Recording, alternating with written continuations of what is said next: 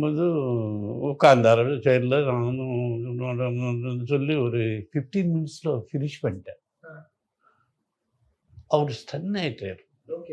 என்னடா இது ஏன் காலைல அவ்வளோ நேரம் போட்டார், 15 நிமிஷத்தில் போட்டு ஓகேன்றாரு. எதிரில் பெரிய கண்ணாடி மாட்டிருக்கும். பார்த்தாரு. நான் பக்கத்தில் நின்னேன்ல, என் மூஞ்சி பார்க்குறாரு.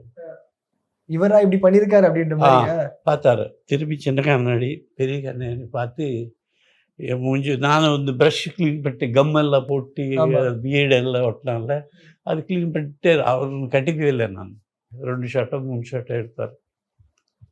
பேக்கப் பண்ணார். எல்லோரும் கிளம்பி போகும்போது மேனேஜர் ஓடி வந்தார். சார் டைரக்டர் கூப்பிட்டாரு. ஆஹா ஏதோ நடந்திருக்கும். அது இட்டா ஃப்ளாப்பாக உங்களுக்கு தெரியாது. இதானது சரி போகலாம். நாங்கள் வேலை நம்ம விட்டோம். எனக்கு கான்ஃபிடென்ட்டு. போனால் தம்பி நாளைக்கு அந்த மேக்கப் வரமாட்டேன், நீங்கள் தான் கண்டினியூ பண்ணுங்க. அது ஒரு பெரிய இது வந்து ஆஹா காப்பாற்றிட்டேன். அதனால் அதுதான் அது கெட்டப்பு. அங்கே அமிதாப் அந்த photo, black and white photo.